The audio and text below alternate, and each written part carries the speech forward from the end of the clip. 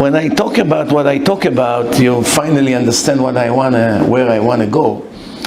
Is we have a generation today that the most popular speaker are the biggest kofrim in the history of the world. It's not an exaggeration. One of them just wrote a book, I didn't ask to come to the world. He's fighting and cursing Hashem from the beginning of the book to the end of the book. He's modifying the whole Torah. He's burning the Talmud. He's burning the Zohar, burning the Rambam, burning the Shulchan Aruch, burning the Chovat HaLevavot, burning the Ari HaKadosh. And people with black hats and beards are standing and clapping and standing online to buy this garbage. Who told you to make me? Did I ask to come to the world? You made me, you deal with that. You were lonely. You needed me. You are a needy. You were alone. You were miserable. That's why you made me. So you made me over here, now you want to punish me? You cannot punish me. I didn't ask to come to the world. That's the entire book. Did you ever hear a goy that wrote such a book, such as a Komer or as a Qadi in a mosque? Find me one Muslim, religious Muslim that wrote such a book. Find me one Krishna that wrote such a book. If a Muslim would write such a book, in less than a minute after he came out of the printing house, him and his entire house will go on fire. There will be riots all over the Muslim world. The people who die for fake religion will burn him before he will come out of his door.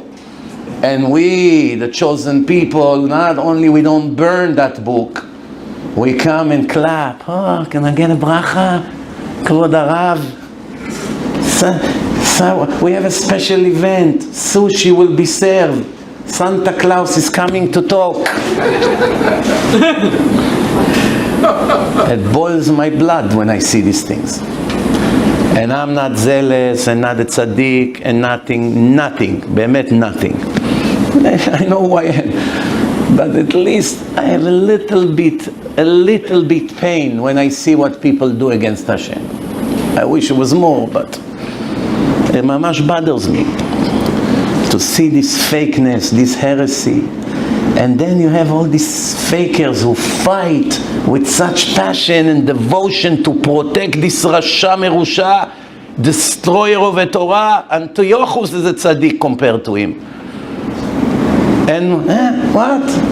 No, you fanatic. You're an extremist. That's what's going on here today. Do you know what it is to make a book against Hashem? What chutzpah, what pride you have to have. One person called him and said, I would like to discuss with you some of the heretic things that you're saying. In a professional way, like two Jews are trying to seek for the truth. He knew that that person is not his fan, so he told him, I want $400 to agree to speak to you. That's when he answered him. Such a booze and gava. Hashem is a needy. He has no right to punish us. Did I ask to come to the world? Because you were alone and you made me, now you want to punish me? And not to talk about other things. Oh, a woman, she has to be pretty when she walks in the street. Beauty is not private. Put up the most fancy wig. You should not hide your beauty. We have Chazal and we have this new God that came to the world. A new God was born. I thought there was only one son of God. Now we have two. Everything Chazal say, this genius say the opposite. What for? For pride. And that's one out of many. This one is the worst one because unfortunately it's popular in destroying the world. But there are other ones who say similar things. If your wife wants to go to the beach on Shabbat, you must start the car and drive her to the beach on Shabbat. To go to the beach on Shabbat is yaharek velo ya'avor. Naked people walking there, ta'arovet shel zima, not allowed to walk near there. The Gemara says if a person has two ways in front of him, short or long, the short one has women. Not women of today, women of 2,000 years ago that are covered with a blanket, like a tent, completely modest. Religious women that sits in front of their home in a yard, in the front, you know how women sit and talk during the day. And he has to walk by, So he has a shortcut with a lady sitting on a street, and he has a long way. He has to go all around the block when there are no women over there. So he decided, I don't have time now to go half an hour. I want to cut 5 minutes, shortcut. So he put his hat or something. He walked like this. He didn't even turn to look at them. Didn't look at them. ממש שומר על העיניים. Quickly cut from the street where the women were. Somebody like this today would be a new admor. After something like this, they caught it on camera. No, I have a candidate. There is a new Rabbi in town. Why? Where are you going to find today such a tzaddik? I walk in the street and doesn't even look, put his hat like this, שומר על העיניים, שמירת העיניים, absolute שמירת העיניים. The Gemara says Rasha. Rasha. Person like this is Rasha. Why is Rasha? Because he put himself in a place of a test. אין אפוטרופוס לעריות. גדולים ממך נגמר almost fell. Rabbi Meir, Rabbi Akiva climbed on a tree, the greatest Jew in the history of the world. Moshe Rabbeinu was the greatest, but Hashem inserted the whole Torah in his brain. He got it as a gift. Rabbi Akiva earned it with 80 years of Amal Torah, Beisurim. Not like today with the air condition and fancy cars and vacation in upstate New York in the summer. There was a different lifestyle back there. So Rabbi Akiva, in 80 years of Amal Torah, arrived to what he arrived. 24,000 of his Talmidim, like his student, passed.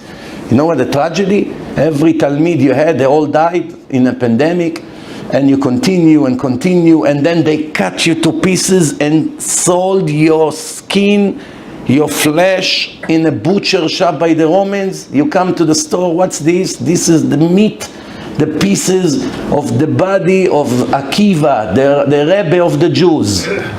And they make an auction, 1,000, 5,000, I want to buy it. They cut him to pieces like this. This was his end. The greatest person in history, and a woman climbed on a tree, the Gemara say, and a minute later he was already halfway through the tree, and then the Satan, the woman, it was really the Satan, the Satan. And he turned back to the Satan and told him, you are Akiva, you're lucky that I'm giving you respect, because they announce your name every day in Shamayim. If not that, I would cut you to pieces, make a steak out of you.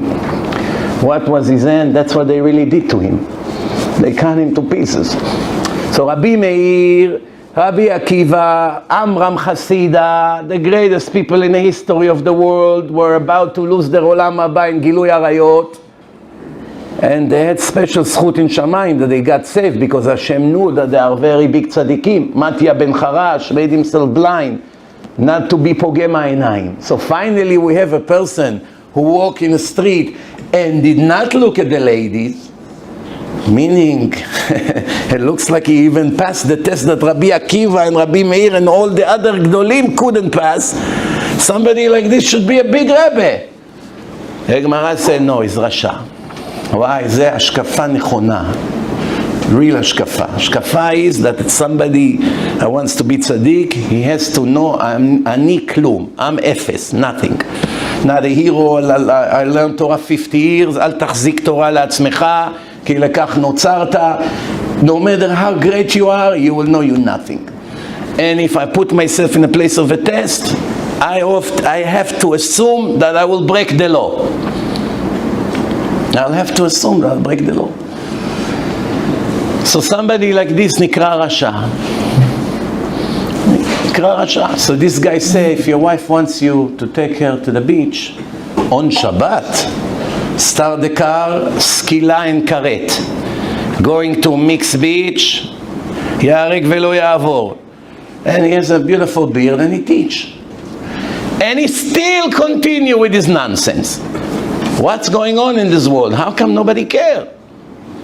You probably have no idea what I'm talking about. You come, you learn your day, you go to work, whatever you do, you Baruch Hashem disconnected from this heresy.